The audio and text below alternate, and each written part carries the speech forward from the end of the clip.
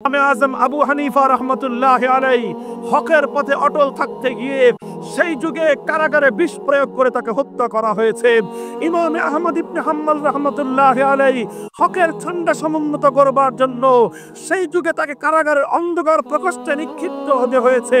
প্রতিদিন তার শরীরের মধ্যে ব্যথাঘাত করে করে রক্ত ঝরানো হয়েছে। ইমাম ইবনে তাইমিয়া রহমতুল্লাহ আলাইহি সেই যুগে জালিমের মোকাবেলা করে জুলুম এবং নিগ্রহের শিকার হয়েছেন। আরো বহু আগে ইমামে বুখারী রহমতুল্লাহ আলাইহি হকের ঝান্ডা সমুন্নত করতে গিয়ে নিজের দেশ থেকে দেশান্তরিত হয়েছেন। মুহাদ্দিসে আজম সুফিয়ানে সৌরি রহমতুল্লাহ আলাইহি হকের ঝান্ডা সমুন্নত করতে গিয়ে এলাকা ছাড়তে বাধ্য হয়েছেন। এভাবে আস্তে আস্তে আমাদের যুগ পর্যন্ত শাইখুল হিন্দ মাহমুদ হাসান দেওবন্দি রহমতুল্লাহ আলাইহি বাতিলের মোকাবেলা করতে গিয়ে মাল্টার আন্দামান দ্বীপের কারাগারে তাকে বন্দিত্ব বরণ করতে হয়েছে। শাইখুল ইসলাম হুসাইন আহমদ মাদানী রহমতুল্লাহ আলাইহি হকের ঝান্ডা সমুন্নত করতে গিয়ে সালিমের কারাগারে তাকে বন্দী হতে হয়েছে। শাইখুল হাদিস আল্লামা আজিজুল হক রহমতুল্লাহ আলাইহি হকের ঝান্ডা সমুন্নত করতে গিয়ে বাতিলের সঙ্গে বাক্কর দিতে গিয়ে তিনবার বারবার কারাবরণ করতে হয়েছে।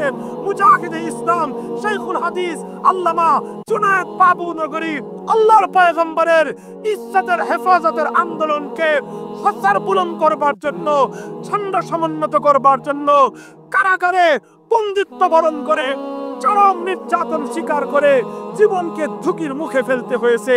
মুফতি ফজলুল হক আমিনী রহমতুল্লাহ আলাইহি হকের ঝান্ডা হেফাজত করতে গিয়ে কারাগারে বন্দিত্ব বরণ করে দুর্ভোগ নির্যাতন স্বীকার করে দিলে দিলে শাহাদাতের তোকে তাকে বরণ করতে হয়েছে। ইমামে আজম থেকে শুরু হয়েছিল, জুনায়েদ বাবু নগরী পর্যন্ত চলছে। কিয়ামত পর্যন্ত উম্মতের আলেমদের একটা শ্রেণী থাকবে তারা জীবন দিতে রাজি হবে, রক্ত দিতে প্রস্তুত হবে, দেশ ছাড়তে প্রস্তুত হবে, কারাবরণ করতে প্রস্তুত হবে, কিন্তু হকের জন্য মাথা নত না করে তারা বাতিলের সামনে মাথা নত করতে প্রস্তুত হবে না।